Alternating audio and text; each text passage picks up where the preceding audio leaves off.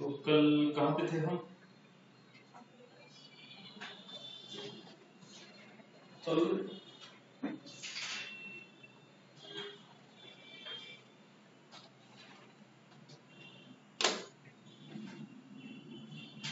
Operators एक बार पढ़ लो सामने।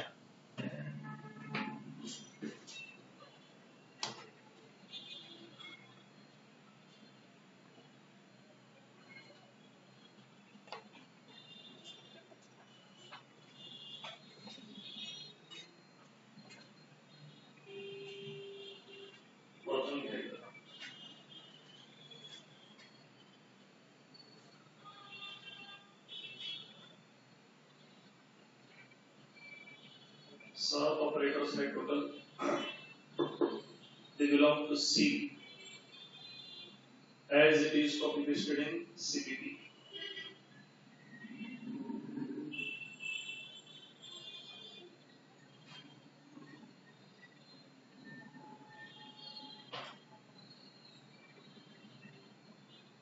सगळे ऑपरेटरची नावं आपल्याला माहिती आहेत का? फक्त पहा, सगळे ऑपरेटर्सची नावं आपल्याला माहित असायला पाहिजे। ठीक है, अब एक ऑपरेटर जरा देखते हैं। हमें समझने हैं logical operators and conditional operator. बाकी जो है इनको बस रिवाइज करेंगे, काम कैसे करते हैं ये आप सबको पता है। कल हमने ये 3 पॉइंट्स देखे, keywords, data types and variables. ठीक है, आई होप घर जाकर आपने थोड़ा बहुत प्रैक्टिस तो किया ही होगा। हमें जरूरत है डेव सी प्लस प्लस की। वी नीड डेव सीपीपी, और कोई सॉफ्टवेयर नहीं चाहिए, क्वेश्चन भी नहीं करना है। What do we want? Dev CPP, simple है। ओके, बाकी कुठल्याही सॉफ्टवेयर साठी क्वेश्चन करायचा नाही। मैक्सिमम नोटपैड यूज कर सकते हो। अगर आपको पता है नोटपैड से प्रोग्राम्स रन कैसे करते हैं तो आप नोटपैड के साथ भी जा सकते हो। क्या चाहिए? Dev CPP. अगर आप अदर देन डेव सीपीपी कुछ यूज कर रहे हो तो सिंपली आपके एब्सेंटी मार्क कर दी जाएगी यहाँ पे ड्यूरिंग द प्रैक्टिकल्स। ठीक है, so we have only one option, Dev CPP, और कुछ नहीं चाहिए।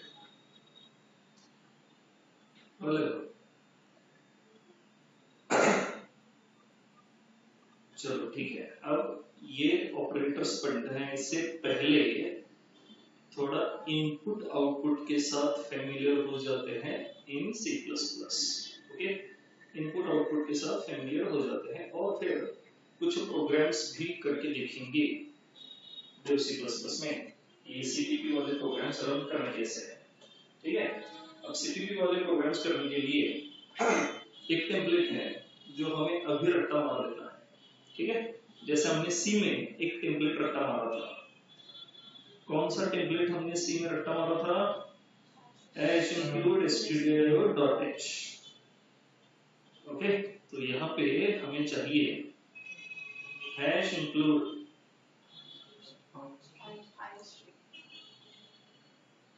iostream and then using namespace std। Okay, अब हैश इंक्लूड क्यों करना है ये हम सबको पता है। Why do we need header files? Okay, why do we need header files?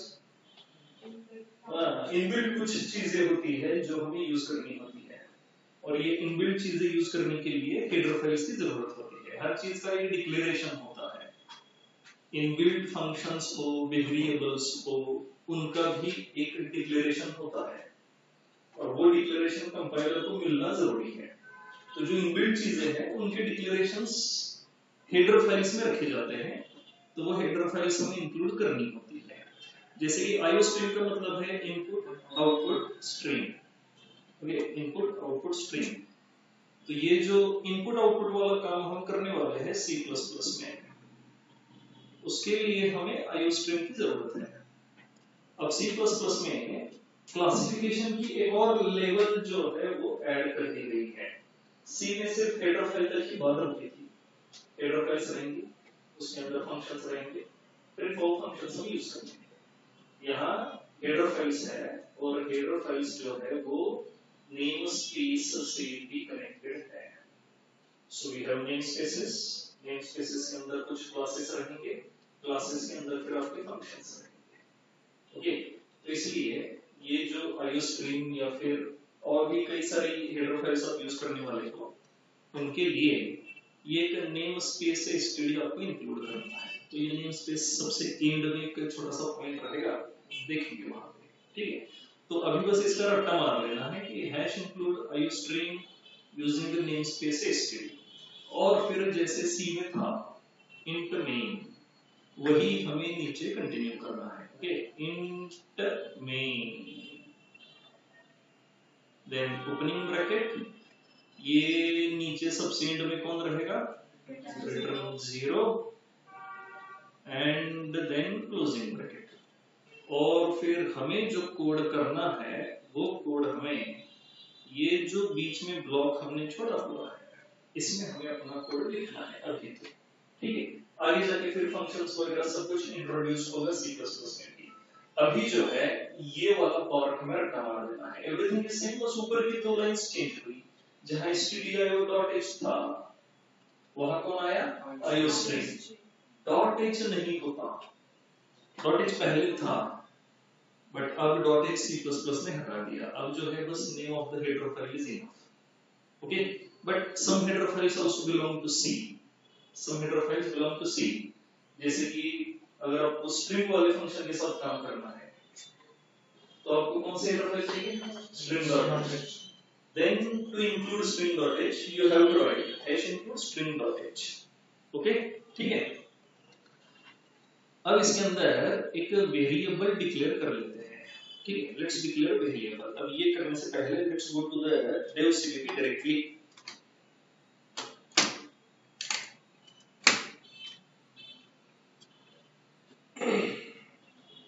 तुम्हारा एक रोल दाखल दो।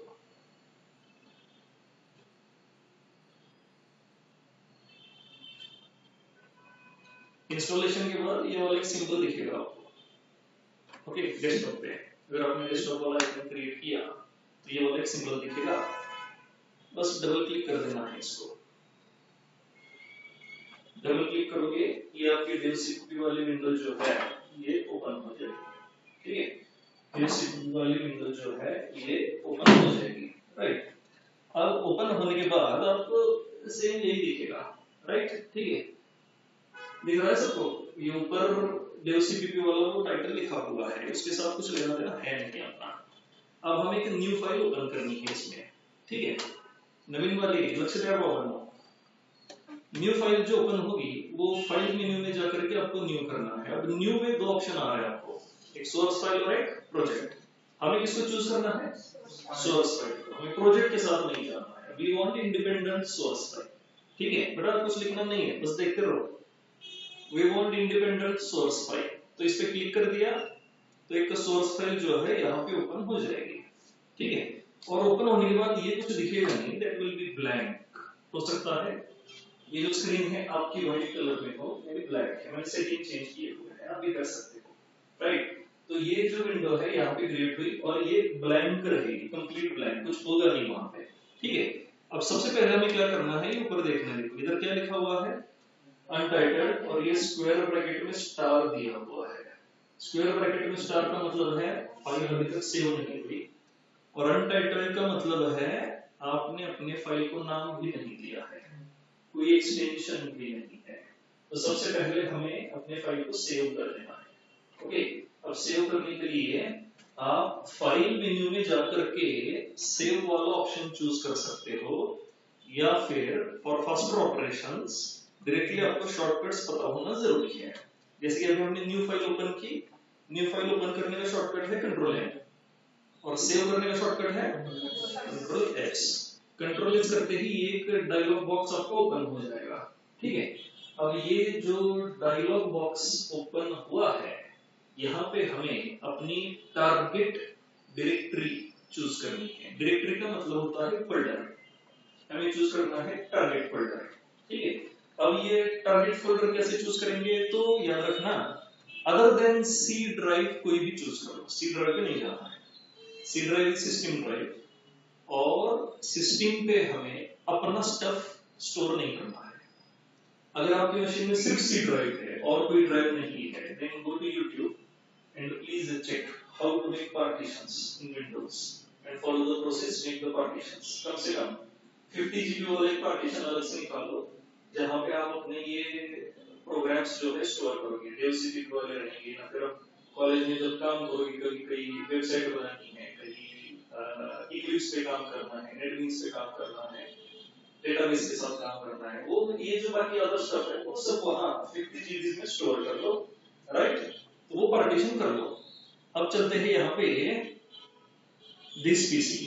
अब दिस पीसी में हमें यहाँ पे अपने ड्राइव्स दिखेंगे, सी ड्राइव है, डी ड्राइव है, ई ड्राइव है। Let's go to D drive. अब डी ड्राइव में आके आपको यहाँ पे अपने फोल्डर्स दिखेंगे, राइट? यहाँ पे एक नया फोल्डर क्रिएट कर लेते हैं। ओके, नया फोल्डर क्रिएट हुआ, let's give it a name, CPP क्या चल रहा है, जून 24। Okay, enter. और ये फोल्डर आपका क्रिएट हो चुका। Open that folder.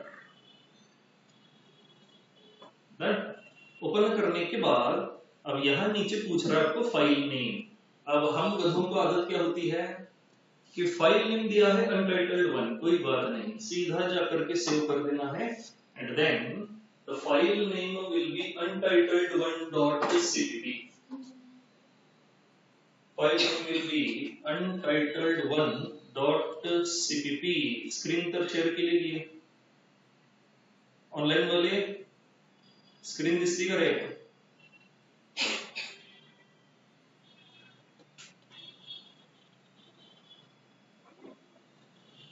Okay, wait.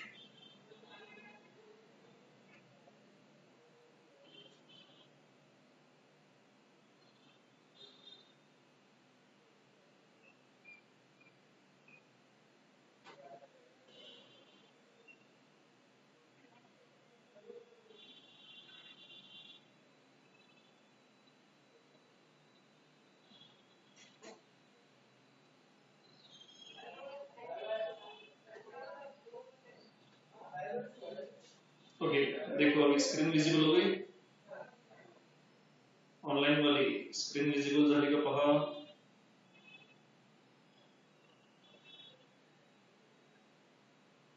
Screen visible झाली का बघा। ओके, चलो ठीक है। तो हम यहाँ पे थे, एक न्यू फाइल जो है dev C++ पे हमने ओपन कर दी है, right? New file has been open. Okay, और ये न्यू फाइल हमें क्या करनी है, सबसे पहले सेव कर देनी है। तो सेव करने के लिए आप फाइल मेन्यू में जा सकते हो। ओके, फाइल मेन्यू में आप सेव कर सकते हो या फिर कंट्रोल एक्स करके मैंने आपको कहा था गो टू दिस पीसी, फिर अपना ड्राइव चूज करो, उसमें एक नया फोल्डर बनाओ, उस फोल्डर को नाम दे दो अपने बैच वाला। अभी हमने कौन सा बनाया, सीपीपी जून। ओके, सीपीपी जून 24, डन। तो ये वाला फोल्डर ओपन हुआ। अब यहाँ पे फाइल नेम पूछ रहा है, फाइल नेम प्रॉपर कोई टेक्निकल नाम आपको सोचना है, जैसे कि प्रोग्राम 1 अपने नाम से फाइल नेम सेव नहीं करनी है, ओके। प्रोग्राम 1, प्रोग्राम 2, प्रोग्राम 3 और यही कंटिन्यू करो प्रैक्टिस वाले प्रॉब्लम्स, ओके। फिर जब असाइनमेंट करेंगे, हर असाइनमेंट के लिए एक अलग से फोल्डर बना के उसमें अपने सारे असाइनमेंट के प्रोग्राम्स हम स्टोर करेंगे। तो अभी ये क्लियर हो गया। Program 1 only name of the file mention करना है।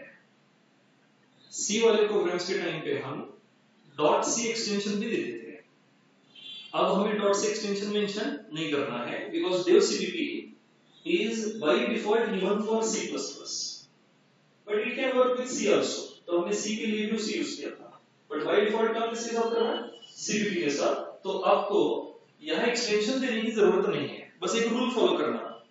जब भी name of the program mention करोगे, आप इसमें कोई भी स्पेशल सिंबल यूज नहीं करोगे, स्पेस, अंडरस्कोर, डॉट, डॉलर, कुछ भी स्पेशल सिंबल आप इसमें मेंशन नहीं करोगे।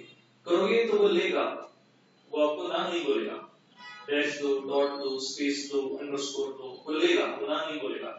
लेकिन हमें मेंशन नहीं करना है। मैक्सिमम अंडरस्कोर हम यूज कर सकते हैं, मैक्सिमम यूज करेंगे अंडरस्कोर, नहीं तो कई बार एग्जीक्यूशन में प्रॉब्लम हो जाता है, वो कंफ्यूज हो जाता है आपका एग्जीक्यूटर कौन सी वाली फाइल को एग्जीक्यूट करनी है।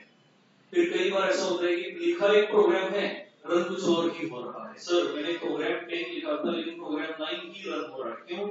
क्योंकि प्रोग्राम और 10 के बीच में हमने स्पेस दी थी, तब आपका एग्जीक्यूटर समझ नहीं पा रहा कौन सी फाइल को उठाओ, क्योंकि स्पेस को आपका मशीन समझ नहीं पाता। फिर ये जो नेमिंग कन्वेंशन की बात आती है, स्पेस इज नॉट अलाउड, तो एग्जीक्यूटर का पंगा हो सकता है। इसलिए वेरी सिंपली एक रूल फॉलो करना है, don't use special symbols। We have 52 alphabets, right? And we have 10 digits। सबका combination करोगे, you have infinite combinations to mention the name of the file। special symbols घातलं पाहिजे गरजेचं नाही, तो ये वाले रूल हमें सिंपली फॉलो करना है। तरी भी प्रॅक्टिकल करताना आपण माती खाणारच आहे, तर काय अडचण नाही, त्यावेळी आपण तुमची माती बाहेर काढू, काय प्रॉब्लेम नाही। तो प्रोग्राम 1 और बस बाद में क्या कर देना है, एंटर की प्रेस कर देनी है, नो एनी एक्सटेंशन। यहाँ नीचे लिखा हुआ देखो cpp source file, सो प्रेस एंटर की, और यहाँ पे ऊपर देखो नेम ऑफ द प्रोग्राम आ गया, क्या आया, प्रोग्राम 1.cpp। अब अगली बार जब सेव करने जाओगे ये प्रोग्राम है, तो फिर से नाम देने की जरूरत नहीं है, वो बस सेव करते रहो। जब भी कुछ लिखोगे, कुछ चेंज करोगे, प्रोग्राम हमेशा सेव करते रहो। So let's write the program, okay. तो हमें सबसे पहले क्या लिखना है, h include iostream और .h हमें नहीं चाहिए, डन।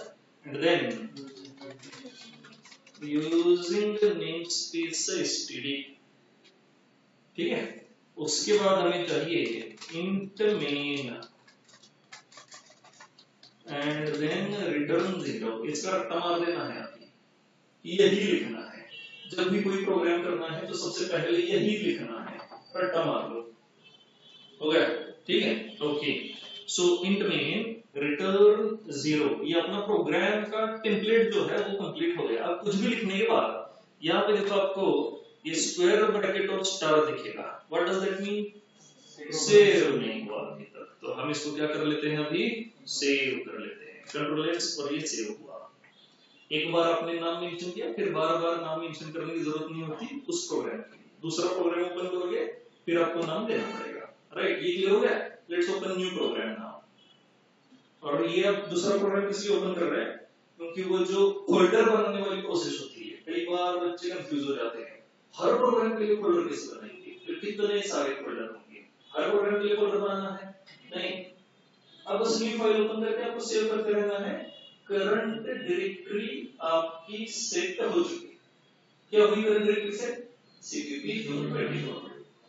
अब जब तक आप उसे एक्सप्लिसिटली चेंज नहीं करते हो तब तक वो क्या रहेगी, cpp 24 ही रहेगी, तो ट्राई करके देखते हैं। Now how should I open new file, control ए नहीं यूज करना है, फाइल मेन्यू में जाकर के फिर उसको चूज करेंगे वहां पे न्यू फाइल। नो, अब आपका सी हो गया, you must be familiar with all the shortcuts, ठीक है। So control N, new file यहाँ पे ओपन हुई, और ये न्यू फाइल जो है ये पूरी ब्लैंक ओपन होगी। And what is the name of the file again, untitled 2। तो सबसे पहला काम हमें क्या करना है, सेव करना है। So if I press control S तो ये डायलॉग बॉक्स जो ओपन हुआ वो आपको देखो बाय डिफॉल्ट किधर लेके गया, CPP जून 24। अब आपको डायरेक्टरी चूज करने की जरूरत नहीं है, just give the name of the program. क्या नाम दोगे अभी? प्रोग्राम 2, ठीक है। और ये नाम देते वक्त कहीं भी स्पेशल सिंबल यूज नहीं करना, बस इसको याद रखना।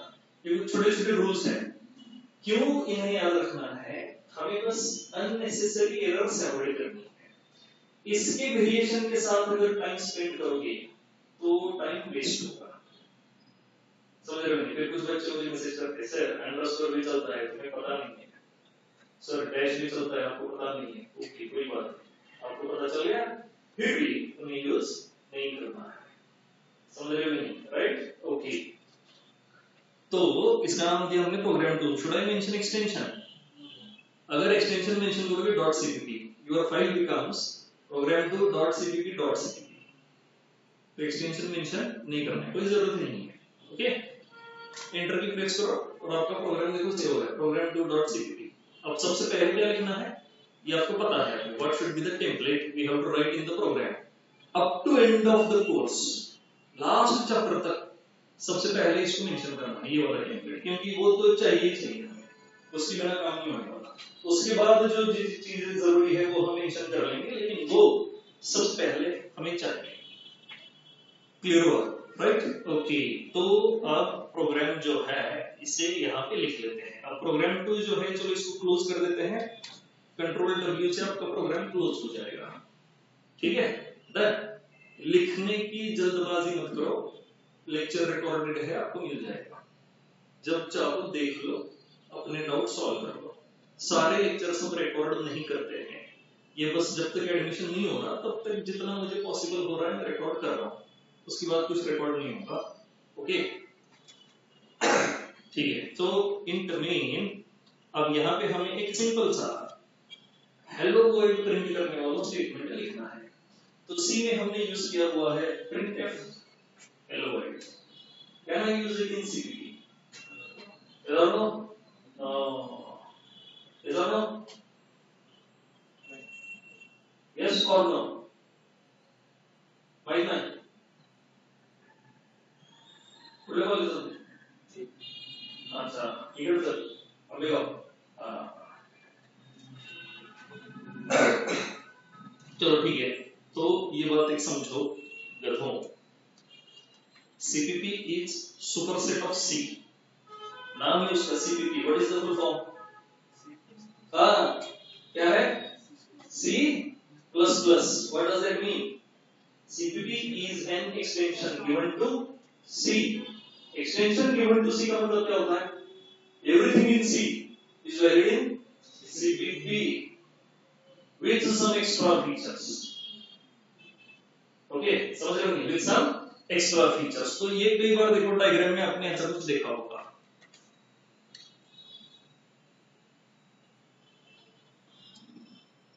ड्राइंग आपली एवढं चांगलं नाही, इथं शेप दिलेलं त्यांना वापर होता।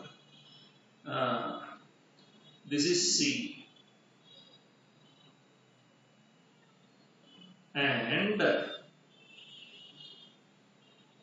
this is CPP। Clear what? What does that mean? Everything in C is valid in CPP। इसका मतलब प्रिंटफ स्कैनर लिख सकते हैं, लिख सकते हैं, लिख सकते हैं, पक्का लिख सकते हैं, कोई प्रॉब्लम नहीं है, ओके। तो जो कुछ भी आपने सी में किया सब कुछ आप C++ में कर सकते हो, बहुत ही थोड़े, मान लो जैसे 1% कहीं पे थोड़े बहुत चेंजेस है, ओके। क्या चेंजेस है वो भी हम आगे देखेंगे। थोड़े से चेंजेस है कि CPP का कंपाइलर कुछ चीजें अलाउ करता है, कुछ चीजें अलाउ नहीं करता है, कि C में जो अलाउड है वो CPP में अलाउड नहीं है, या फिर C में जो अलाउड नहीं है वो CPP में अलाउड है। ऐसे एक दो तीन चीजें हैं, बाकी सब कुछ same as C। So you can write here printf hello world, और printf की जो हेडर फाइल है वो हमें क्या करनी पड़ेगी? इंक्लूड करनी पड़ेगी। What was the header file? stdio.h। so I have to write #include stdio.h, ये हेडर फाइल्स चेंज नहीं है। कई बार फिर हम कंफ्यूज हो जाते हैं, अरे stdio लिखो या stdio.h लिखो। ये बताओ stdio नहीं चाहिए, क्या चाहिए? stdio.h। ओके, सो stdio.h ने हम मेंशन किया एंड देन प्रिंटफ सेव किया हमने इसको, कंपाइल। Okay, error 0 warning 0। अब आपको एक बार फिर से ये बता दूं, ऑनलाइन वाले नए बच्चे सेव करने के लिए कंट्रोल एस। अब सेव करने के बाद हमें चेक करना होता है जो हमने प्रोग्राम लिखा है क्या वो सिंटैक्टिकली करेक्ट है। Is this program syntactically correct? तो इसके लिए हमें बुलाना होता है कंपाइलर को। पाइथन जो सीख कर आए हैं वो में भी कंपाइलर वाली कॉन्सेप्ट के साथ फेमिलियर नहीं है, क्योंकि वो सीधा इंटरप्रेटर के साथ काम कर रहे थे। डायरेक्ट प्रोग्राम रन करके देखते हैं। इंटरप्रेटर मतलब कंपाइलर प्लस एग्जीक्यूटर, दोनों काम एक ही बंदा कर रहा है। बट सी, सीपीपी, जावा, यहाँ पे कंपाइलर अलग है और एग्जीक्यूटर वाले भाई साहब अलग है। तो सबसे पहले हमें कंपाइलर को बुला के चेक करवाना है कि जो हमने लिखा है क्या वो सही है syntactically. What is the meaning of syntax? What do you mean by syntax? हाँ, सोचो पहले सोचो। हाँ, बहुत ही सिंपल सी डेफिनेशन बताई थी। What is the meaning of syntax? Rules we have to follow while writing some instruction in the program। वो जो रूल हमें फॉलो करना होता है उसे हम क्या कहते हैं? सिंटैक्स कहते हैं। और कंपाइलर वही सब एग्जैक्टली यही चेक करते हैं कि आपकी हर एक इंस्ट्रक्शन अकॉर्डिंग टू रूल सही है या नहीं है। ये चेक करने का काम कौन कर रहा है? कंपाइलर भाई साहब कर रहे हैं। तो प्रोग्राम रन करने से पहले ये कंफर्म करना जरूरी है कि आपने लिखा हुआ program by rules of machine सही है या नहीं है। इसलिए इसको बुलाएंगे सबसे पहले कंपाइलर को। तो कंपाइलर का काम क्लियर हो गया, वो चेक करेगा सिंटैक्टिकली आपका प्रोग्राम सही है या नहीं है। अगर आपका प्रोग्राम सही नहीं है, compiler will let you know in the form of errors. तो आपको बताएगा अरे भाई ये एरर है, इसको सॉल्व करो। अगर सिंटैक्टिकल प्रॉब्लम हुआ तो ओके, चलो देखते हैं कैसे। अब एक रूल तो आप सबको पता होगा, C++ में हर स्टेटमेंट के एंड में किसकी जरूरत है? सेमीकोलन। तो चलो हम इस सेमीकोलन को हटा देते हैं। अब हमें पता है ये स्टेटमेंट जो है सिंटैक्टिकली इनकरेक्ट है, राइट। बट चलो कई बार हम भूल जाते हैं सेमीकोलन मेंशन करना, तो हमने इसको सेव किया और कंपाइल किया। कंपाइल करने से कंपाइलर भाई साहब पहुंचे और कंपाइलर भाई साहब आपको बता रहे हैं, यहाँ पे क्या बता रहे हैं? रेड लाइन उन्होंने मेंशन कर दी, इसका मतलब एरर है। और फिर एरर का डिस्क्रिप्शन यहाँ पे है, देखो लाइन नंबर 10 कॉलम नंबर 2 कह रहे हैं एक्सपेक्टेड व्हाट? सेमीकोलन। ये इधर है, देखो एकदम छोटा सा डॉट है ये वाला। तो ये कह रहा है expected semicolon before return statement. Expected semicolon before return statement. ठीक है, डन। ओके, तो हमें क्या करना है? रिटर्न स्टेटमेंट से पहले मतलब ये वाला जो स्टेटमेंट है इसके एंड में सेमीकोलन बस मेंशन कर देना है। ठीक है, डन।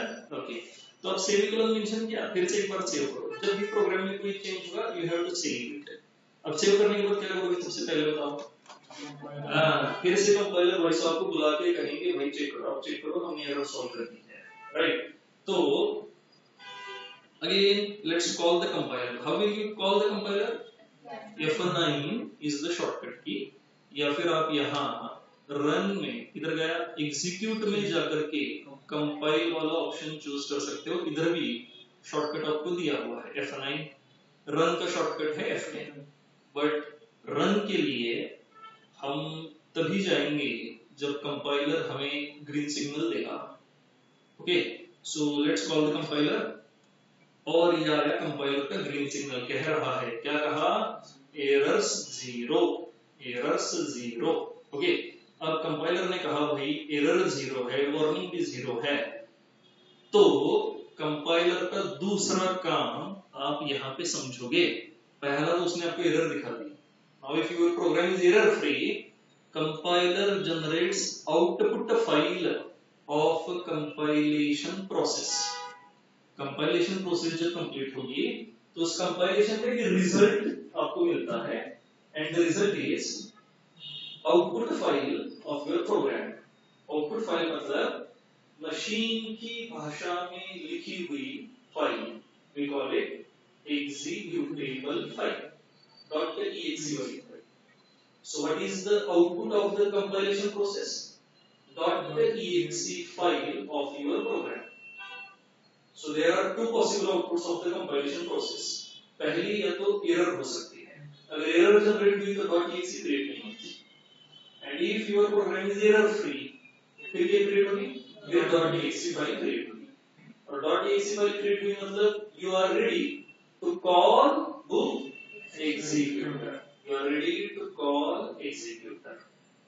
समझे कि नहीं? ठीक है, तो अभी आपका कंपाइलर ये बता रहा है कि भाई आउटपुट फाइल क्रिएट हुई, देखो program1.exe। आउटपुट वाले फाइल का नाम भी सेम रहेगा जो आपके सोर्स फाइल का नाम है, बस एक्सटेंशन चेंज हुआ। सोर्स फाइल का एक्सटेंशन क्या होता है? .cpp। आउटपुट फाइल का एक्सटेंशन क्या है? .exe। Now our program is ready to run. Run करने के लिए रेडी है मतलब वी विल कॉल एग्जीक्यूटर, और एग्जीक्यूटर को कॉल करने का शॉर्टकट है F10। Okay, so let's press F10। F10 press किया और ये आपका आउटपुट देखो यहाँ प्रिंट हो चुका। डन। ओके, ये जो विंडो आई है यहाँ पे ब्लैक कलर की, इसको कहते हैं कंसोल विंडो। क्या कहते हैं इसको? कंसोल विंडो कहते हैं। क्लियर हुआ? राइट। और ये कंसोल पे हमें अपना आउटपुट दिख रहा है। तो ये जो प्रिंटफ काम कर रहा है ये कंसोल पे डेटा प्रिंट करने का काम कर रहा है। कहां पे डेटा प्रिंट करने का काम कर रहा है? कंसोल पे डेटा प्रिंट करने का काम कर रहा है। Everybody clear with this? Right. Okay, बस अब छोटा सा प्रॉब्लम ये है कि we are going with printf, हमें प्रिंटफ नहीं चाहिए। अब हमें सीपीपी वाले जो भी फैसिलिटीज अवेलेबल है प्रिंट और स्कैन करने के लिए, हमें वो यूज करनी है। क्या यूज करते हैं C++ में? Cin and cout। Okay, so let's go with cout first. Okay, अब cout के साथ अगर जाना है तो ये भी हमें थोड़े दिन के लिए रट्टा ही मारना पड़ेगा, राइट। जब हम ऑपरेटर ओवरलोडिंग पढ़ेंगे तो पूरा cout क्लियर होगा, हम खुद का cout भी लिखेंगे फिर। ओके, लेकिन तब तक कुछ चीजें हैं जिनका हमें क्या करना है, रट्टा मार देना है कि how to use cout, how to use C. बहुत सिंपल है। ओके, चलो देखते हैं how to use C in and cout। Right, C. तो सी इन cout क्या कहता है?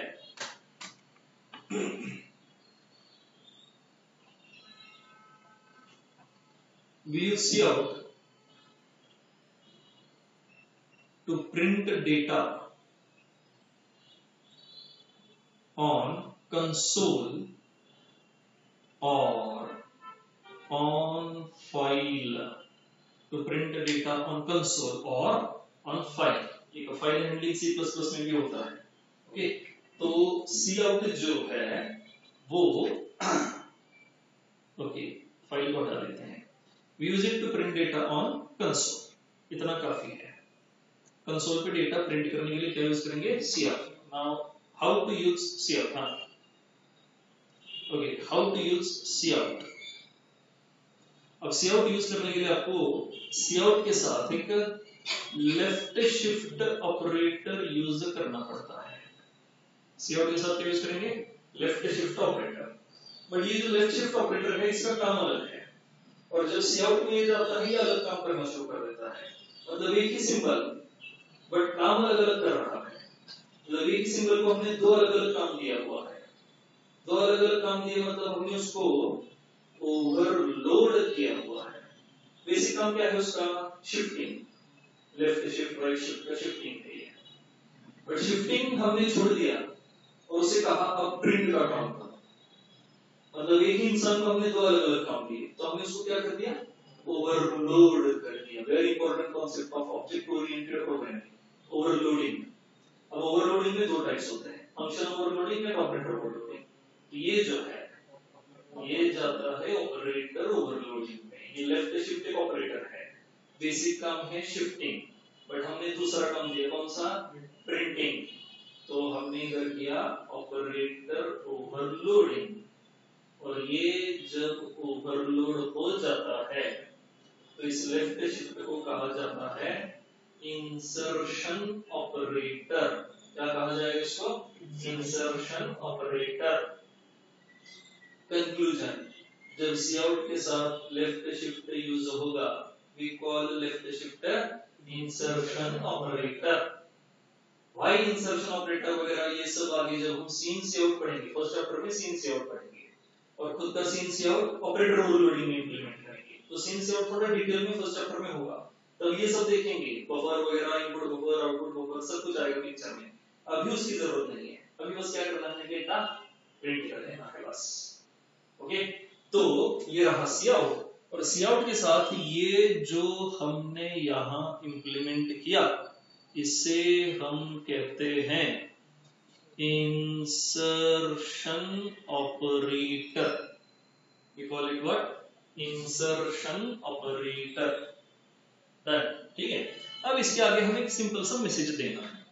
मैसेज देना है मतलब हमें एक स्ट्रिंग प्रिंट करनी है। हमें क्या प्रिंट करनी है, स्ट्रिंग प्रिंट करनी है, राइट। अब एक बेसिक हमें स्ट्रिंग का पता होना चाहिए।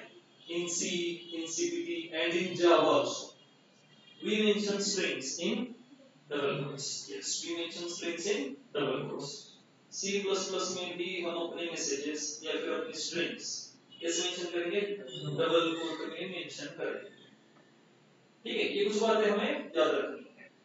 फिर आगे जब पॉइंटर वाली बात आएगी तब स्ट्रिंग वाली बात भी आएगी, तब हम स्ट्रिंग्स भी पढ़ेंगे आराम से। ओके, लेकिन अभी आपको याद रखना है स्ट्रिंग्स जब मेंशन होंगी we will mention them in double quote. तो मैंने डबल कोट में लिखा hello world, double quote complete, और फिर एंड में क्या चाहिए, सेमीकोलन। इसको नहीं भूलना है। तो ये एक मैसेज जो है वो प्रिंट हो चुका। Everybody clear with this, right? Let's go to the program. अब सी आउट क्लियर हो गया। Why do we use C out, to print data on console. C out के साथ कौन यूज हो रहा है, लेफ्ट शिफ्टर। लेफ्ट शिफ्ट का क्या नाम है अगर सी आउट के साथ यूज किया, इंसर्शन ऑपरेटर। ओके, ठीक है। अब इस इंसर्शन के पीछे भी रीजंस हैं बट वो आगे देखेंगे। अभी यहाँ पे आते हैं और इस printf को रिप्लेस कर देते हैं। किससे रिप्लेस करेंगे, सी आउट और फिर डबल कोट में अपनी स्ट्रिंग, एंड में semicolon. Okay, done. Let's check it. अब अगर सी आउट यूज कर रहे हो तो stdio.h की हमें जरूरत नहीं है, निकाल देते हैं इसको, सेव कर लेते हैं। सेव करने के बाद सबसे पहले किसको बुलाएंगे, कंपाइलर को बुलाया। कंपाइलर भाई साहब ने कहा एरर 0 वार्निंग 0 मतलब program is ready to run, .exe file has been created and let's press F10 और ये आ गया कौन, हेलो वर्ल्ड। और ये जो ब्लैक विंडो है इसको क्या कहेंगे, कंसोल। ठीक है, let's print another message. Okay, let's print another message. अगर मुझे और एक मैसेज प्रिंट करना है, ठीक है, तो मैं यहीं पे लिखूंगा और एक लेफ्ट शिफ्ट या फिर और एक इंसर्शन ऑपरेटर। फिर से सी आउट की जरूरत नहीं है, और एक इंसर्शन ऑपरेटर। और इस इंसर्शन ऑपरेटर में हम लिखेंगे वन मोर स्ट्रिंग, जो भी आपको मैसेज देना है।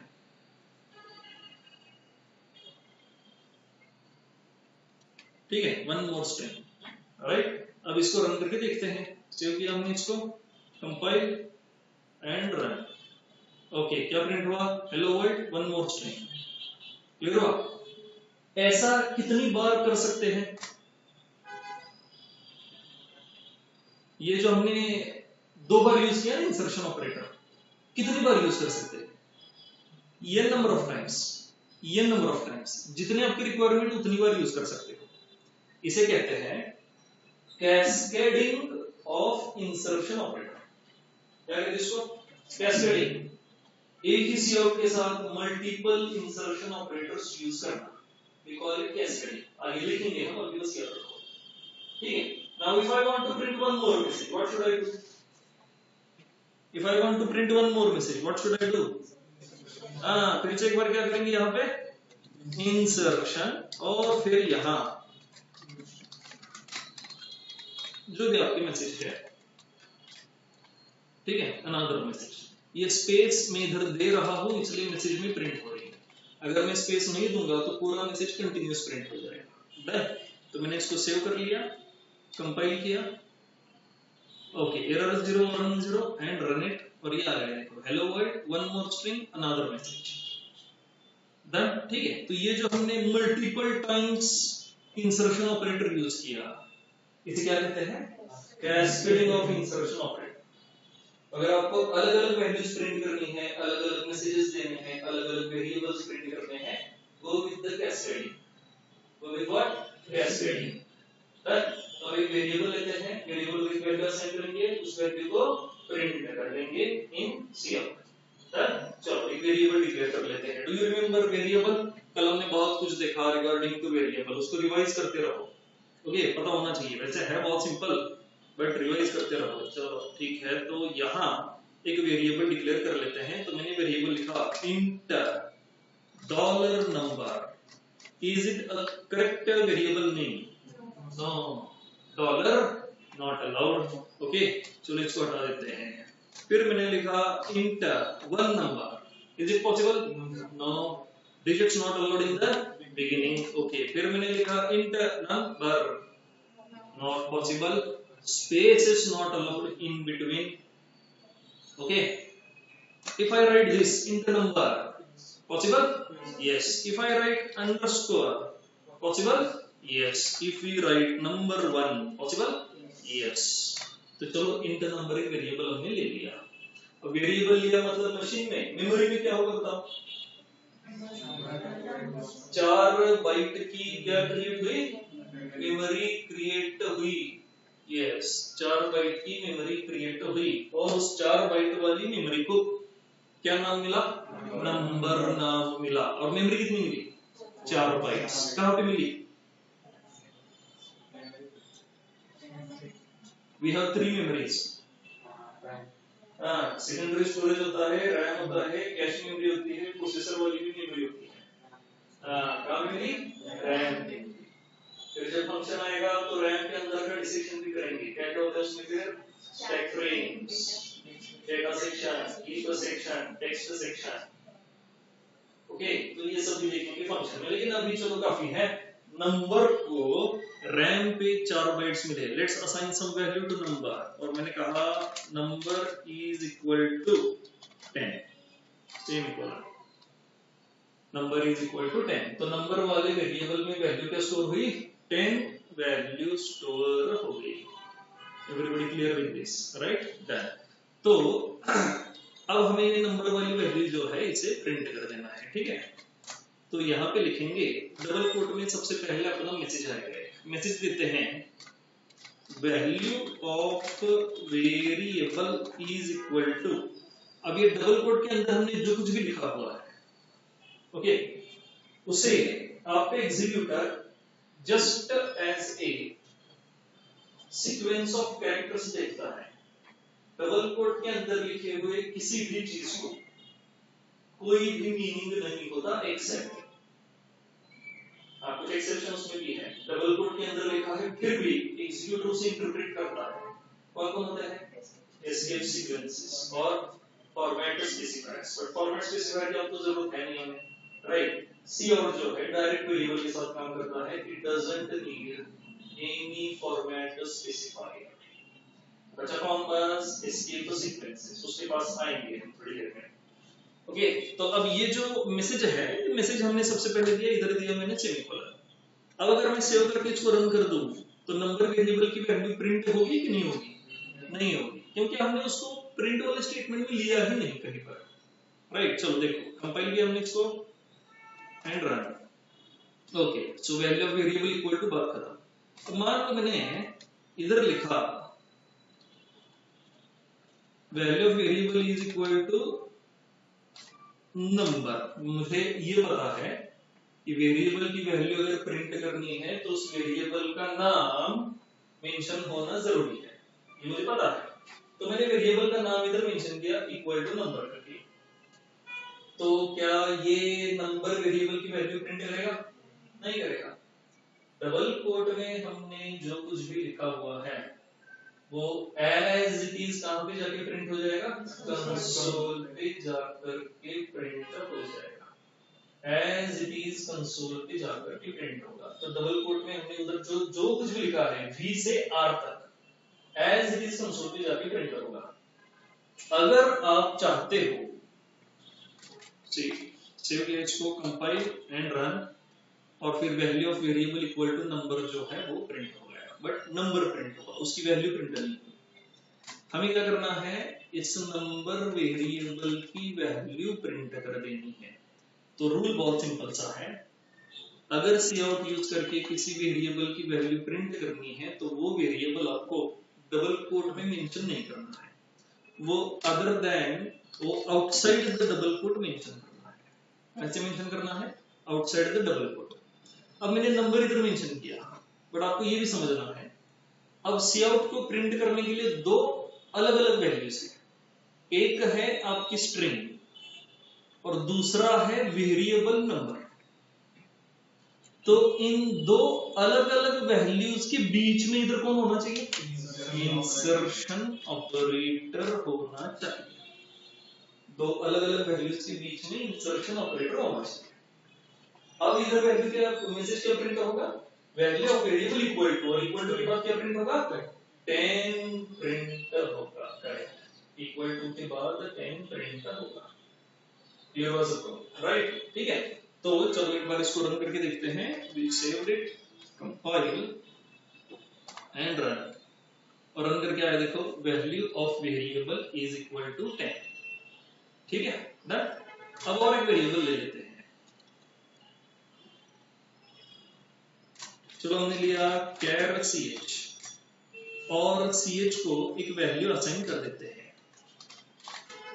ch को एक कैरेक्टर असाइन करना पड़ेगा, और एक रूल आपको पता होना चाहिए, whenever you want to mention character value, क्या यूज करना पड़ता है?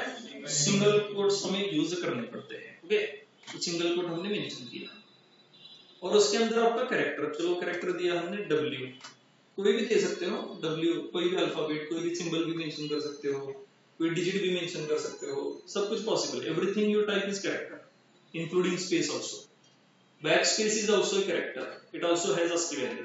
ठीक है, तो ch is equal to w, single quote में हमने लिखा w, डन।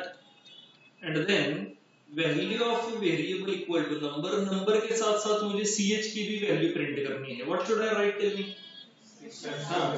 इंसर्शन ऑपरेटर उसके साथ ch।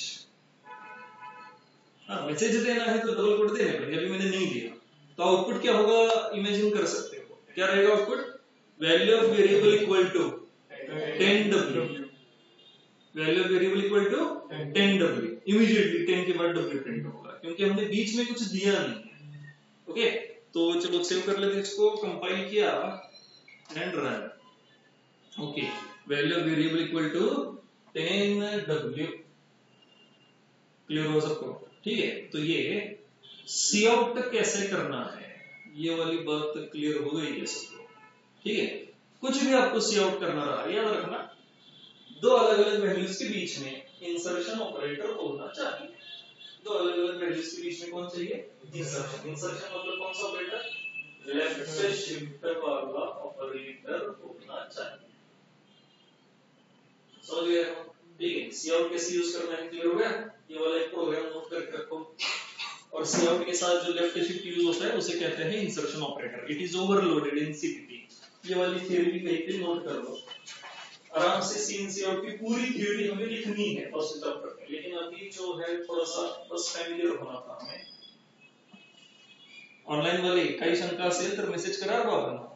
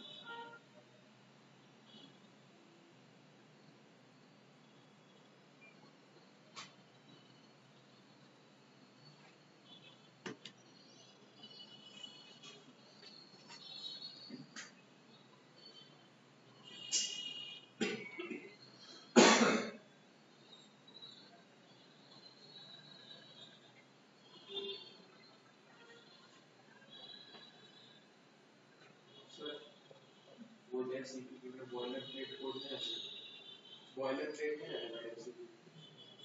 बॉयलर प्लेट क्या होता है? वो मतलब मैं VS कोड में करता था तो उस पे बॉयलर प्लेट नाम का एक शॉर्टकट है कि ऐसा कॉम्बिनेशन ऑफ कीज से जो सिंटैक्स अपना नॉर्मल है, मतलब hash include I should be using namespace in return लिखो, वो अपना लिख जाता है।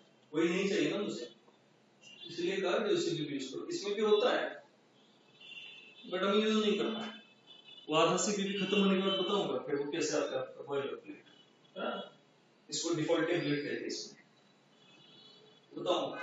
हाँ, अभी टाइप करने के एफर्ट्स ले लो, लिखा क्या? अभी तो लिखने के एफर्ट्स ले लो, ले जा अच्छी लो फिर हम जरा प्रोग्रामिंग के बारे में और कैसे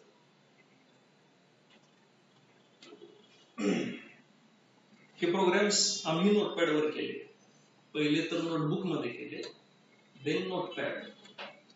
त्यामुळे आम्हाला हेल्प घ्यायची गरज नाही पडत। एरर्स असे बघितले की सापडते त्याला,